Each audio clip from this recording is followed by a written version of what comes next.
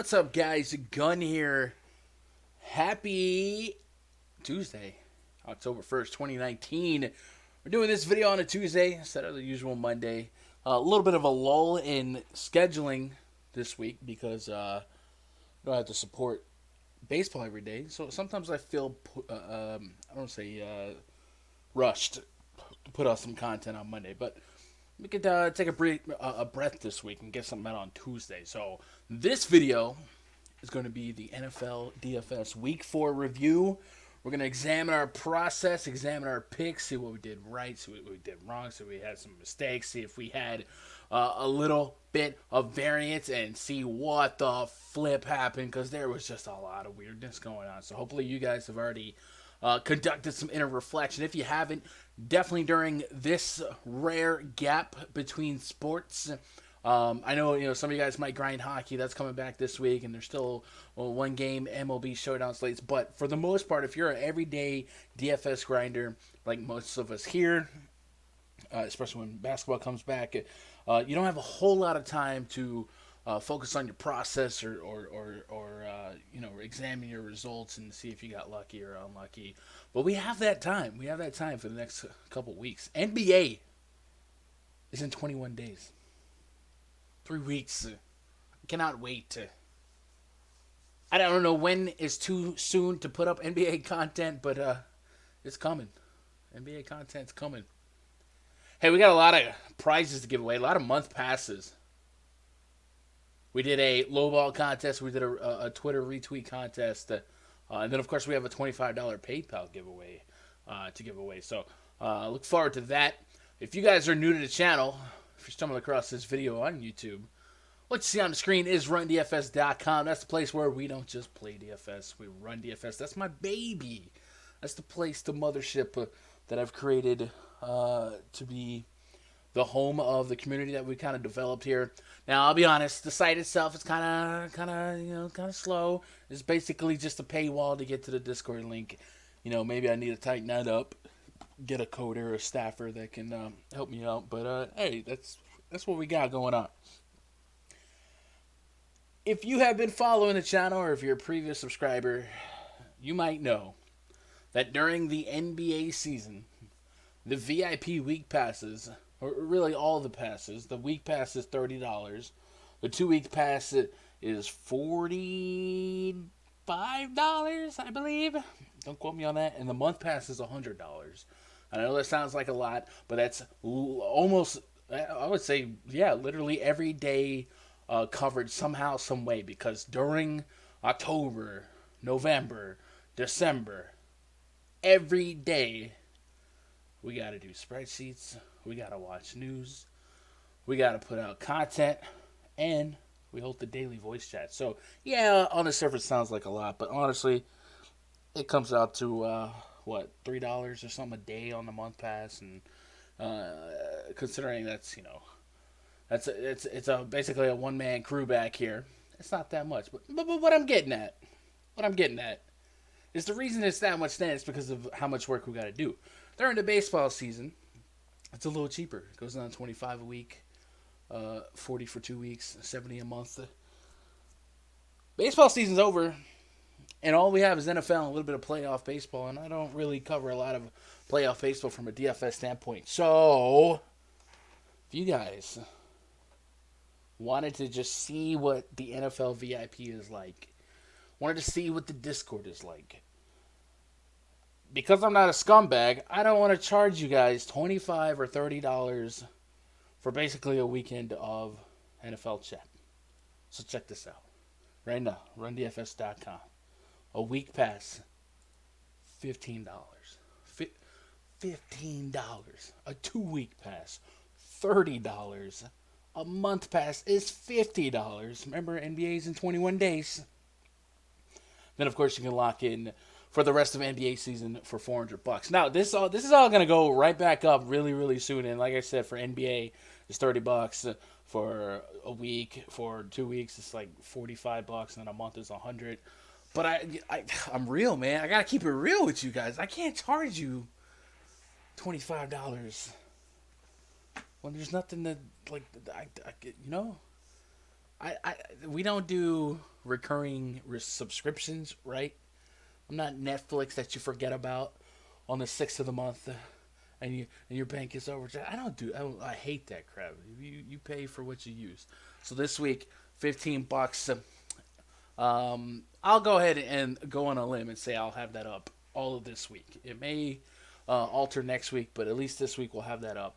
So if you guys really want to come meet some community in the DFS, you come hang out with me. If you maybe want some coaching or counseling, hit me up.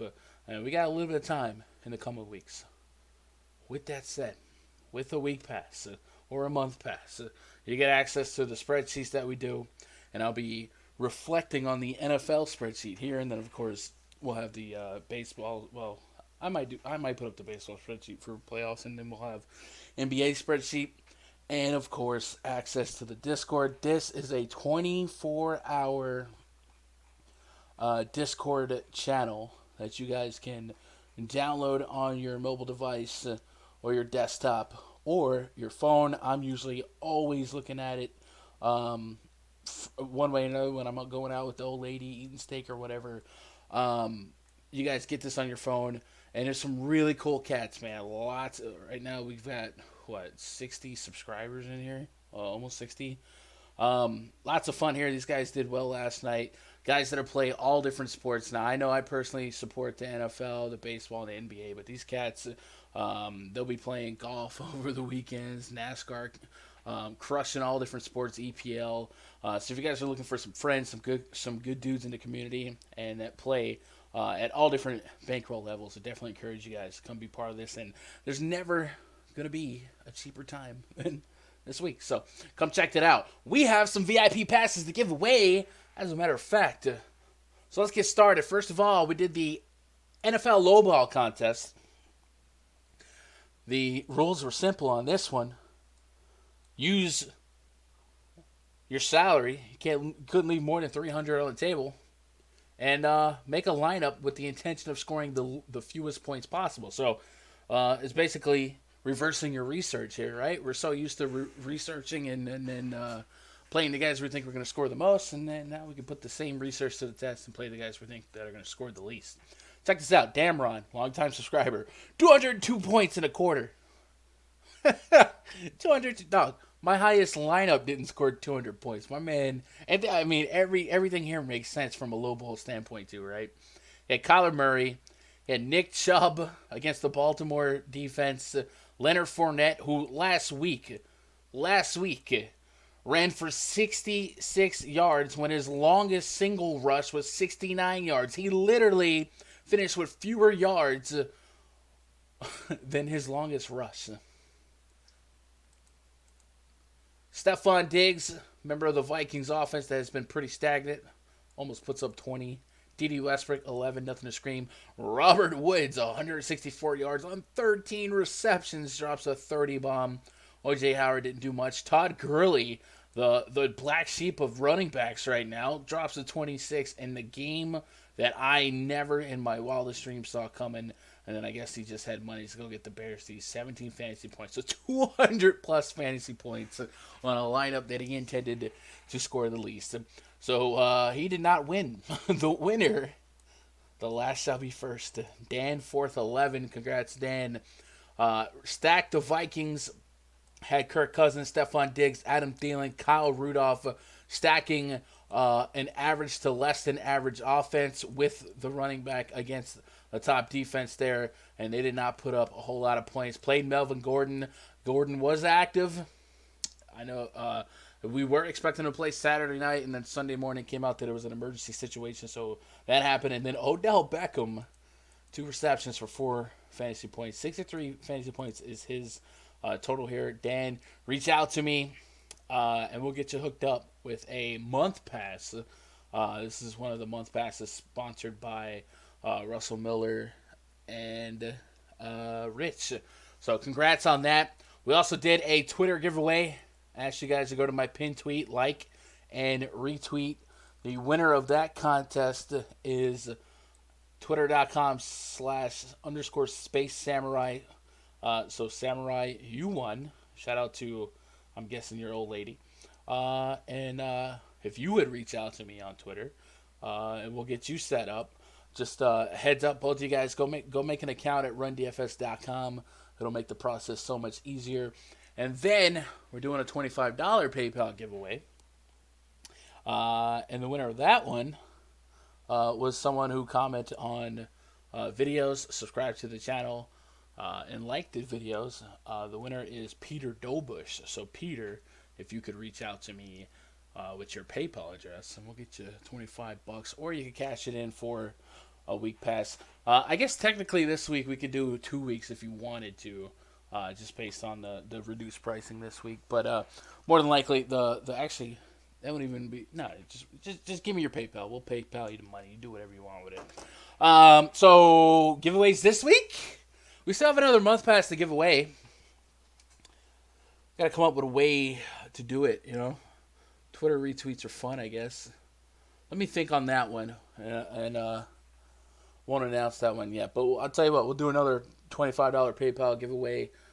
This will be the third week of that contest. So basically the rules are simple. Any video we put up this week, as long as you're a subscriber, like the video, leave a comment, and every video that you comment on that is uploaded this week will be one entry. So congrats. By the way, guys, when you guys are subscribing to the channel, I'm going to show you guys a little thing here. Some of you guys have been subscribed to the channel for years, and this feature may not have been a thing.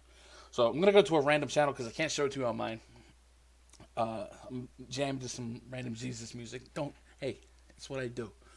When you hit subscribe, there's a little bell right next to the subscribe button. Click on that and click all.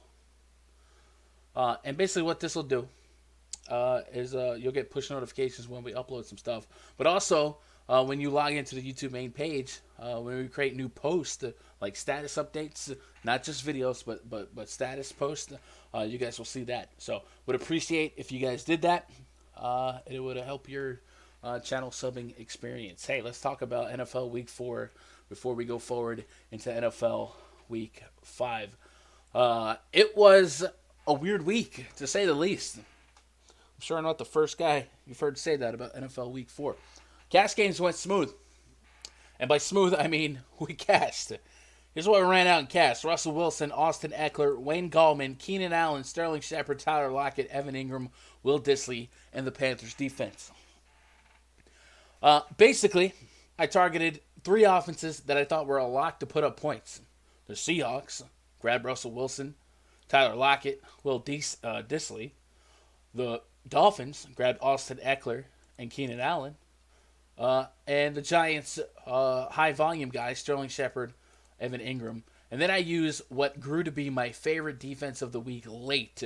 And this is one of those spots where when I put up these favorite pick first look videos, my quarterback, running back, wide receiver, tight end, defense videos, this one changed. At first, I was kind of on the Falcons as a sneaky low-tier defense, but that changed Friday, Saturday, and I'll explain that in just a bit. But the Panthers came through. So that cash and cash games, but my tournament experiences weren't as nice. So let's go over my core plays here.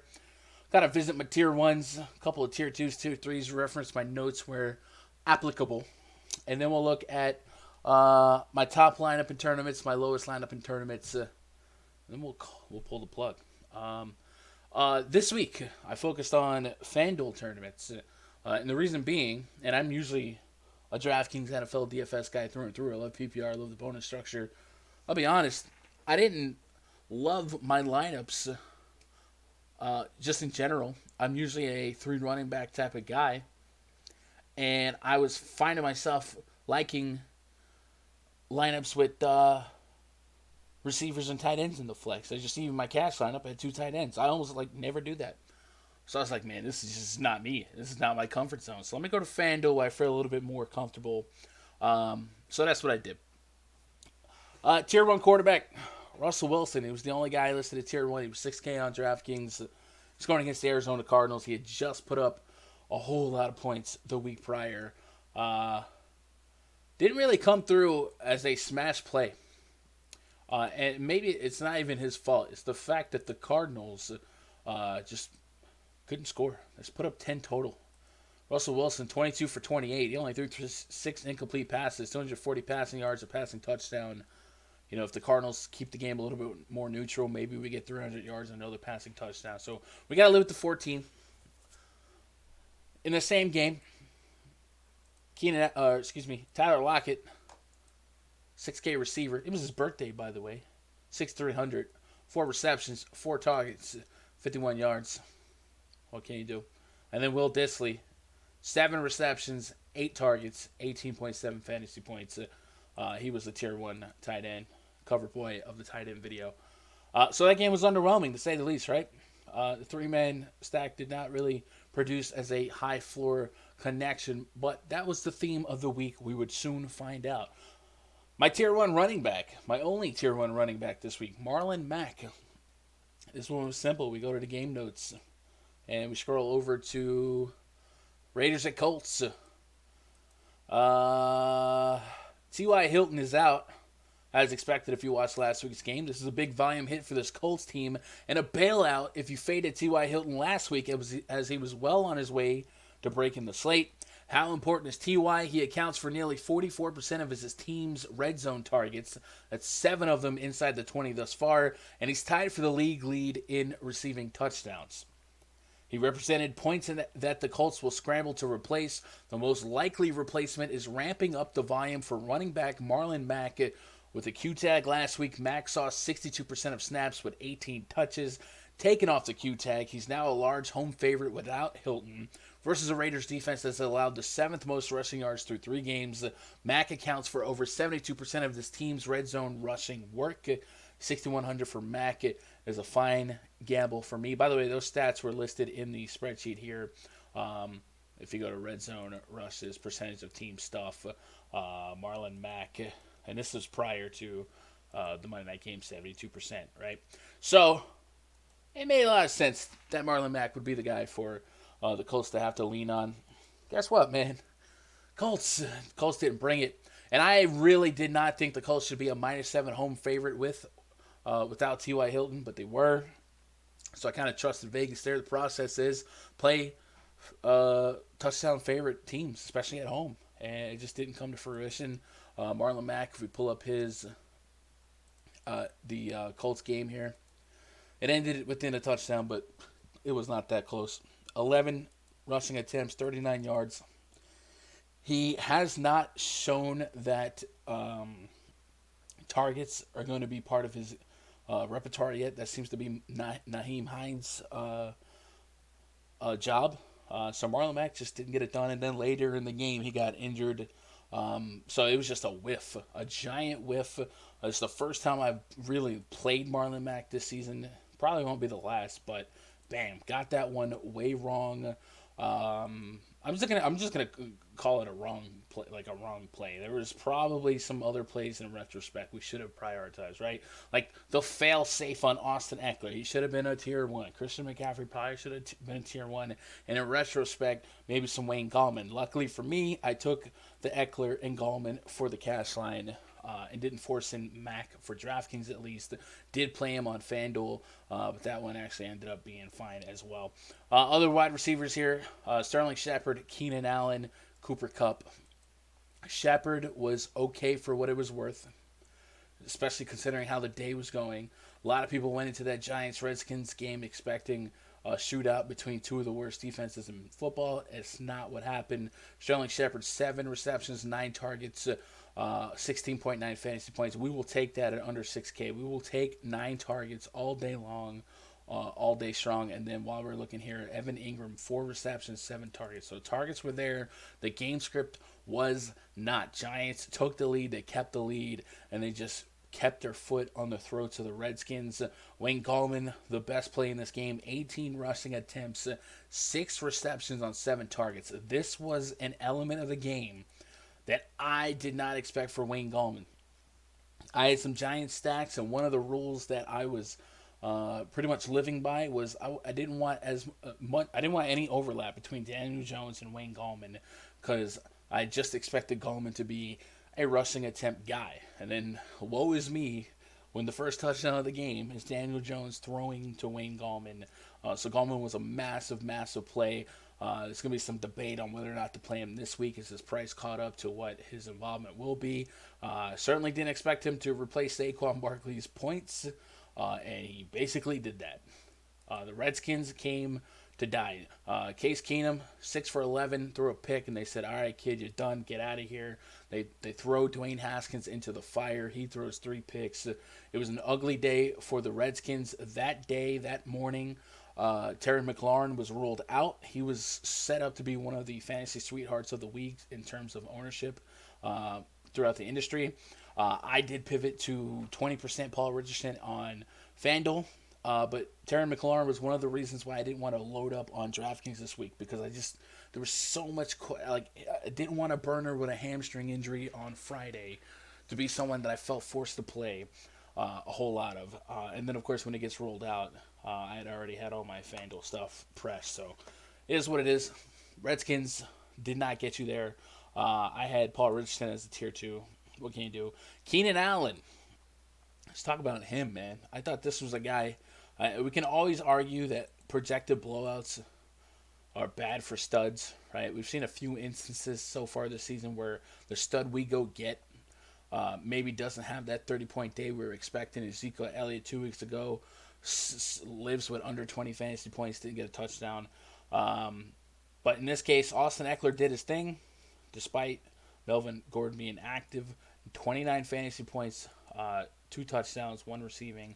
Got his targets. It's going to be a headache going forward with him and Melvin Gordon both active, expected to get some work.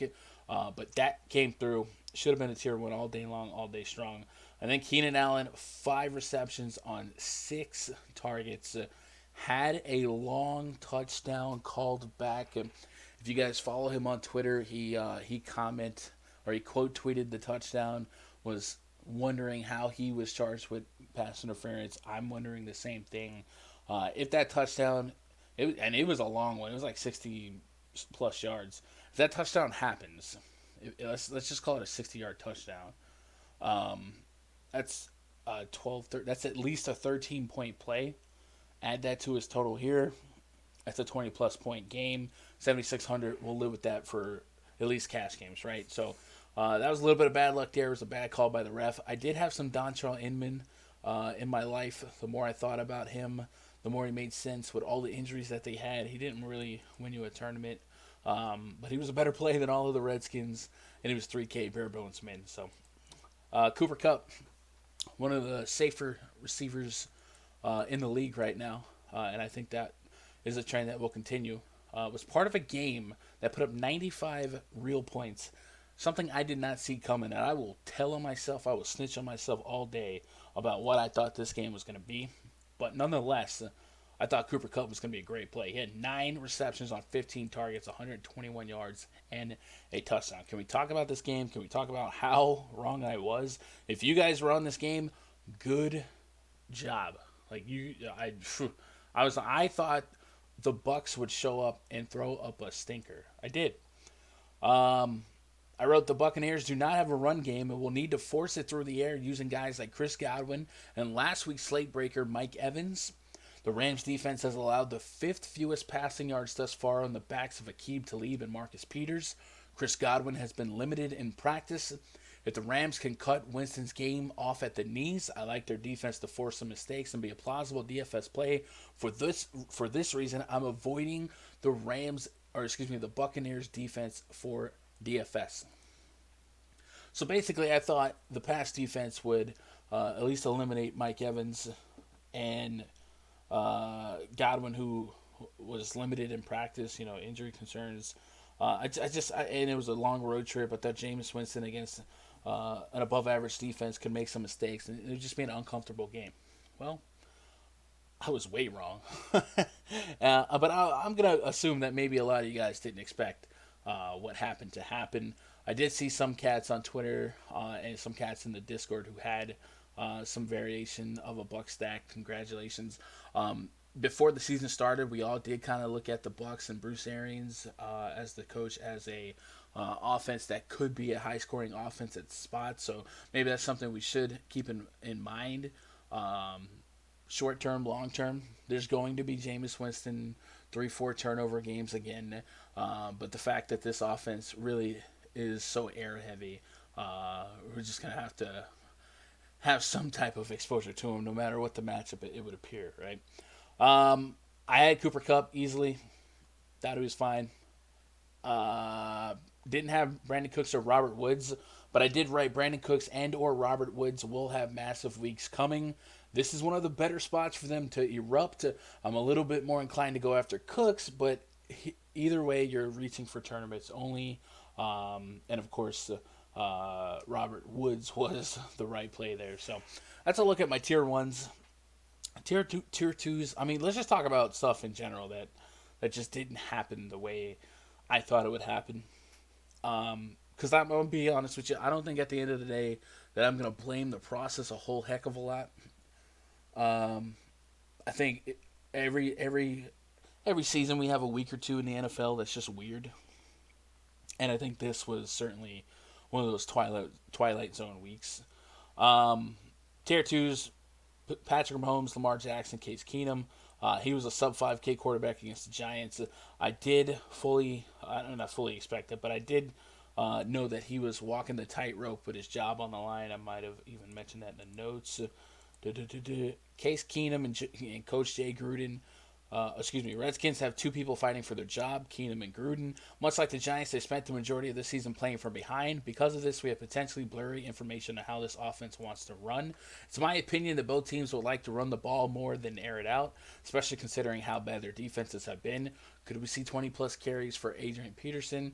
That didn't quite happen because they were playing from behind, but that kind of thinking did kind of come to fruition because it wasn't a shootout. And that was one of the strongest concerns that I've had for that game. David Johnson. We're going to talk about David Johnson a little bit. I'm going to love him a lot this week. He actually did well. Sammy Watkins, Kenny Galladay, Marquise Brown, Julio Jones, and Paul Richardson were my tier 2s. Galladay did fine.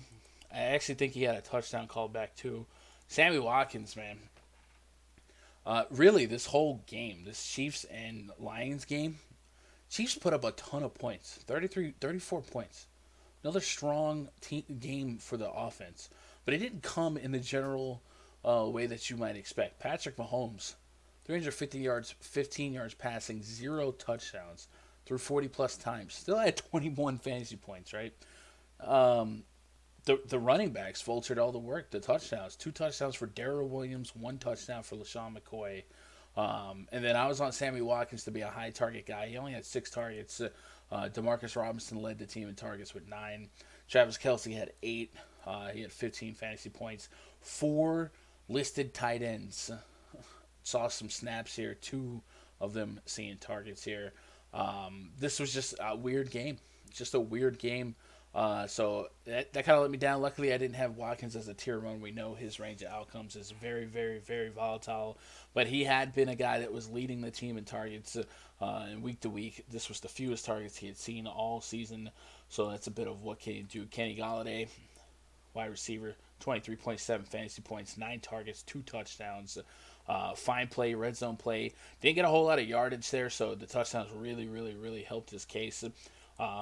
But I was glad to get my money back from him this week versus last week. And then we'll talk about Marquise Brown, the Ravens game against the Browns. That was a game that also didn't quite go the way I thought it could or would. We knew both teams had a lot of injuries, but mainly in the secondary. So I thought both teams would hold true to their propensity and their ability to be strong run defenses. And if it was going to leak, it was going to leak through the secondary, leak through the air. Well, don't tell Nick Chubb that. He ran for 165 yards, 3 touchdowns, broke off a big one to absolutely break the slate. 42.3 fantasy points. You needed him to win a tournament straight up. And then Jarvis Landry over Odell was the play. Odell Beckham, 7 targets, could only catch 2 of them. Jarvis Landry cashed in 8 catches on 10 targets, 167 yards. Got injured later in the game, so watch that going forward. And then Ricky Seals-Jones in place of David Njoku. 3 receptions on 3 targets, 1 touchdown, 82 yards. So, in theory, they still were able to pass against this Ravens defense. We kind of expected that. Nick Chubb broke off a big one. And then, of course, 3 touchdowns. That's 18 points. And you add over 100 yards, you're definitely going to have a good day. Ravens side of things, we had a lot of Lamar Jackson. He had 3 passing touchdowns, 2 picks, also ran for 66 yards. General Lamar Jackson stuff, a lot of people worry about his accuracy or his ability to turn the ball over. I'm not as big of a believer of him being an inaccurate quarterback, but the last couple of weeks been kind of rough for him in the air. Nonetheless, he's been a fine fantasy play. 26 fantasy points, ended up being one of the higher scoring quarterbacks, especially in my pool. Running backs was a situation to avoid. I didn't like picking on the Browns' run defense. For what it's worth, in terms of yards per carry, Mark Ingram did fine, but this running back by committee situation looks like it is back, and it's going to be a thing. And I think Mark Ingram, when you really look at his explosion against the Chiefs, he had 3 touchdowns, so it was a little bit of positive touchdown variance that kind of helped him out. If his price is going to creep towards the 7K, and he was 66 last week, that's probably going to be a spot that I stay away from more often than not, unless there's a significant injury or if the matchup is just too good to be true. Receivers, I had only Marquise Brown. Willie Snead was fine. He caught a touchdown. Miles Boykin caught a touchdown. Neither one of them were fantastic for tournaments. Marquise Brown, 7 targets, only caught 4 of them for 22 yards. Marquise Brown is still one of the league leaders in air yards, so we're going to put him in our tournament category of wide receiver because the air yards are there. I talked about air yards for even Devante Parker. And if you guys aren't familiar with Air Yards is, free website, airyards.com. If you're looking for free resources for NFL DFS research, we actually have a video on the channel for free research tools for NFL. So just look for that. I actually think you can find it on the main page. Talk about it in there. But Air Yards essentially tracks the yardage on targets, right? So catch or not, see where you're at. Marquise Brown's one of the leaders in that, so there's a lot of potential there. If he cashes in on those targets, cashes in on those air yards, he becomes a big play week to week. So I'm going to keep playing him. Maybe start dialing down my exposure to him just because he does become a very volatile play. But hey, once again, he leads his receiving corps in targets, second to Mark Andrews, who's a tight end, and the targets are there. So I'm going to be playing him, but probably will dial him down maybe to a tier 3 based on his volatile range of outcomes. Julio Jones, not a great play. Austin Hooper was playing that one. Falcons, almost time to hit the panic button. I know a lot of Falcons fans in the RunDFS.com VIP Discord. They're very frustrated with their team, and I get it. I'm going to be all over the Texans this week. Travis Kelce, Darren Waller, Greg Olsen, all make sense as tier 2 tight ends. You guys saw what Kelce did. Darren Waller, for the Raiders, was part of the Raider onslaught. You like him better if they are 7-point dogs, which they were, and they live up to that. But the fact that they put up 30-plus points, he had 8 targets, 7 for 53, 12 fantasy points. These are the type of performances that feel bad in retrospect. I only got 12. Oh, man. But this is where touchdown variance gets you. If he falls in the end zone, you have an 18, 19-point day from a tight end, and then it's a good day. Derek Carr, though, didn't need to do a whole lot. Less than 200 yards passing, 2 touchdowns. It was just a rough day for the Colts. And then Greg Olsen. So Greg Olsen was somebody I liked as a guy who had been getting targets under Kyle Allen and had gone into this game getting like 7-8 targets minimum, a couple of 9 targets. And last year, the Houston Texans were pretty poor against the tight end, and I felt that the Texans hadn't faced a offense yet this season that regularly uses their tight end. So I thought this might be a sneaky spot to grab some Greg Olsen. He didn't do much. 2 catches, 5 yards. Really, no one but Christian McCaffrey was worth having here on the Panthers on the Panthers team rather. I will say, watch Curtis Samuel going forward. He's definitely been getting a lot of targets from Kyle Allen, and his air yardage is pretty high too. Speaking of air yardage, I'll talk about how you can use air yardage to maybe cash in on a low-price guy in tournaments. I'll go to my game notes here. I said Devante Parker is 4th in the NFL in air yards, 433, while not being in the top 50 in receiving yards. There's a mathematical room for regression or progression sooner or later. And if you guys saw that Miami game, you saw him actually cash in with a touchdown and 70 yards on 4 targets. So 17 fantasy points for 4,100. Hey man, that dude outdid Paul Richardson, and obviously it was a pivot from Terry McLaurin if he had to get there. Don't really need to discuss the tier threes. We know risky. I will say Wayne Gallman was a play that I thought was. I thought his ceiling was a lot lower than what he put up. I thought a reasonable range of outcome was 15 fantasy points. I did not see him being a big part of the passing game.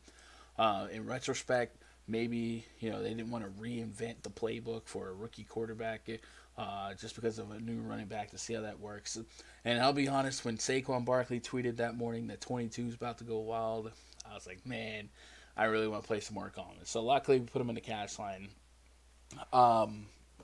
And I should have promoted him. Now, with that said, on FanDuel, where I played the bulk of my stuff, he was only 12%. So one of the reasons I was down on him is because I thought he could be one of the high-owned fade spots, right? Like last week, people were on Frank Gore. I was like, Frank Gore doesn't have a ceiling to win tournaments. He just doesn't. Put up like 15. I was like, that's cute. Maybe help you in cash, but it's not what you want for tournaments. And I just thought it was one of those spots. In week 2, Josh Jacobs, big time chalk against the Kansas City Chiefs, and I thought it's not a positive game script for him, man. It's just not. So I faded him, and those 2 fades worked out. This one, not so much. So fades, chalk fades giveth, and chalk fades taketh away. So I played him in cash, faded him in tournaments. It is what it is. What can you do? So let's talk about tournaments. We'll look at my best line and my worst line. As you can see, 148 was my best line, which in normal weeks is not good. It's really not. And we'll look at it. There's a Russell Wilson, Austin Eckler, David Johnson, Sammy Watkins, Keenan Allen, Cooper Kupp, Will Dissly, Leonard Fournette, and the Carolina Panthers. I have a whole lot of my tier 1s and tier 2s in this line. Leonard Fournette, I had it listed as a tier 4. Main reason you like Leonard Fournette, a lot of targets, still going to get a lot of usage. He popped off. He had 225 rushing yards. Volume of opportunity, you're going to be in the player pool. You just are. By the way, Carolina defense, I don't think I explained why I liked them. Because I saw a lot of people on the Texans offense in retrospect. I didn't see it Sunday, but on Monday or Sunday night, I saw people complaining about the Texans. Here's why I like the Panthers D. And I'll go to my game notes.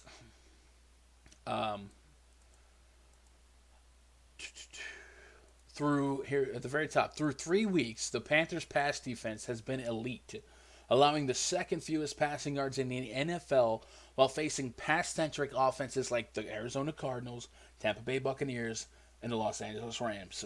Only the Patriots and Jaguars have more sacks than the Panthers. Patriots and Jags at 13, Panthers at 12. Deshaun Watson has been the 3rd most sacked quarterback in the league so far. 2,300 for the Panthers defense is going to suck me into a lot of shares. I had 50% of Panthers D. Really cheap on DraftKings, really cheap everywhere. If you look at every single one of my lineups, Panthers. And like I said, 50% in tournaments. I just loved them that much. I thought it was a smash spot. So when I got them at 2% owned, I was happy. They had 6 sacks. They only gave up a touchdown and a field goal. They had a fumble recovery and an interception. It was fine for the price. I was happy with it. So that's why I was on them. It wasn't some lucky pick. And because of that, I got basically completely off the Falcons. I didn't feel like I needed to go there. So that worked out. So this is my top line. We talked about the Keenan bust. We talked about Sammy Watkins busting. David Johnson's a guy I'm going to like a whole heck of a lot. He's essentially a wide receiver. He had 99 receiving yards. And if you look at his targets in the last couple games, they've been up there. So I feel like he's going to be a guy that's going to be game script proof. It seems like if he's trailing, he's going to get a lot of targets. And if he's up, he's going to get some carries. So David Johnson's going to be one of my favorite plays going forward. It's probably going to be the poster boy of the running back video this week. And everything else just kind of worked out, quote unquote. because there was a lot of busts in this lineup. Keenan Allen, if he gets that touchdown, it's a different day for him. Sammy Watkins just didn't happen. And then Russell Wilson didn't have to happen because the Seattle Seahawks were protecting a lead for the most part. My lowest scoring lineup out of my bunch was a Matt Ryan, Julio Jones connection. I thought, and I think, Matt Ryan and Julio are often very dangerous when no one's talking about them. So I thought in this spot against the Titans, they could be very dangerous. I wrote, for the sake of being contrarian on a slate where eyes are on other quarterbacks, wide receivers, I'm interested in the combo of Matt Ryan and Julio Jones here. Both of them do their best work at home, and they are facing a funnel defense that does an excellent job of containing the run while showing leaks against the pass. Julio Jones is a receiving touchdown in 7 straight games. And then I linked Matt Ryan's last 10 home games, which will look a little different right now. But prior to Tennessee, there was 25, 25. There was an 8 and a 14, not what you want, but then there was 22, 30, 32, 43, 31. We can all agree Matt Ryan has been a historically better quarterback for fantasy at home versus on the road. So there was just felt like a lot going his way here for Matt Ryan and Julio to kind of come through, and it just didn't happen. Matt Ryan basically found Austin Hooper. Austin Hooper was a great play. We did talk about Hooper in the tight end video last week. Josh Jacobs here had 79 rushing yards, 29 receiving yards, so over 100 all-purpose yards. That type of stuff. You give him a touchdown at 6K, he's fine. And then we talked about the travesty of Marlin Mack, Stay, Marquise Brown, Sammy, all that. So that just didn't happen. Evan Ingram also kind of really underwhelmed from a fantasy standpoint, especially on FanDuel where he's almost 7K. Tyler Lockett, Seahawks didn't have to do much. And then the Los Angeles Rams. Tell you what, for a team that gives up over 35 points for fantasy, for them to finish with 6 was incredible.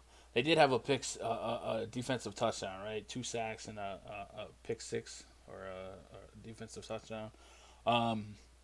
That's actually incredible. So that's my best line, my worst line. Never ever sniffed the top of a tournament. Did not have Nick Chubb. Just out of curiosity, what did win this tournament? Carlsberg. Shout out to Carlsberg. It was a Jameis. It was a Buck stack. Winston, Evans, Godwin. Huge plays there. Run it back with Cooper Kupp. Great move there. Good correlation. Austin Eckler, Nick Chubb. Fantastic plays. Eckler made sense. Eric Ebron, no T.Y. Hilton, I get it. And then LaShawn McCoy, hey, he's part of the Chiefs. Could do worse, right?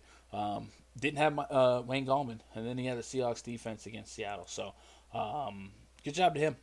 Congrats to him. He won that with 212 points. So it was a really low-scoring day for tournaments overall. Man, I hope you guys did well. Like I said, cash lineup did fine. That's why we play the game. We hedge ourselves. In tournaments, not so much.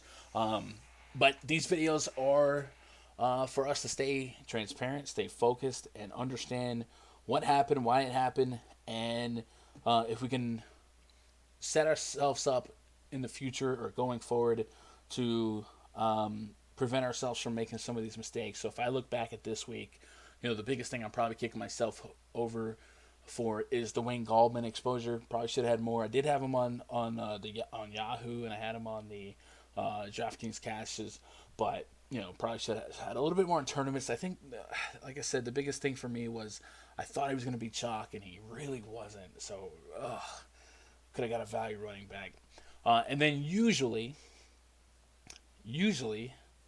I put a running back in my flex no matter what, no matter where. And then this week I just got a little bit different, putting tight ends, putting receivers in the flex, and wasn't in love with a lot of running backs. But hey, man, we got to stick with rules. Rules are rules. Running backs in the flex, that's what you wanted this week. If we look at the high-scoring running backs, Nick Chubb, CMC, Jordan Howard, that was from Thursday night. I would have never played them anyway. Leonard Fournette had a sprinkle. Austin Eckler, Gallman, Connor on Monday night did well. David Johnson, Chris Carson. Penny got ruled out late. Ended up protecting a lead, 100-plus yards against the Cardinals. Kerryon Johnson, I was a little hesitant on against the Chiefs. He did well. Even Dalvin Cook, tough matchup on the road, Soldier Field against the Bears. Somehow, someway, willed his way into a touchdown and 6 receptions for 35 yards. So the yardage wasn't great, 70 total yards. But even in a bad matchup, he got 19 points. So it might be one of those volume guys we just latch on to. And that might be the biggest thing is, try my darndest to stick to the 3 running back rule for the most part. But other than that, man, I just think it was a wonky week. We'll move forward. NFL Week 5 is upon us. Some interesting matchups. I'll spend the day kind of breaking down. Hopefully, we'll have our position pick videos up today. And we got extra time this week, right? We don't have baseball DFS to support. We will be watching baseball. If your teams are in the playoffs, good luck tonight. Brewers and Nationals. Max Scherzer versus Brandon Woodruff. That one should be fun. High pitching from the Nats. Heard that Strasburg would be ready in the pen if they needed him. And then, of course, the Brewers will in their pen. They got Josh Hader, probably some Drew Pomeranz. So it seems like the Nats would win, but baseball's baseball, and it is beautiful for a reason. I'm a nerd. I love wrestling. We got Rock on SmackDown. We got AEW. We got Yankees this week against the Twins. It's just going to be a good week to relax, have some fun, and I have to grind as hard on DFS every day. So I'm hoping you guys are taking a minute to taste your food, smell the roses. And if you guys got anything else for me, twitter.com/GundeckerSports. Well, one of the segments I was hoping to maybe have some time for is to maybe review some of your guys' lineups. I look at my best and my worst. Wouldn't mind doing that for some of you guys. Maybe we can make content out of it. I don't know. We'll see. But let me know if you guys think that would be cool. Maybe shoot me some links.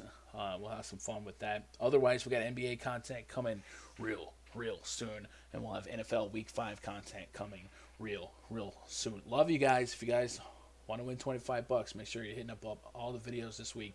Leaving a comment. Showing us a love. I love you guys. And I'll see you in the next video. Good luck. God bless. Go win some money.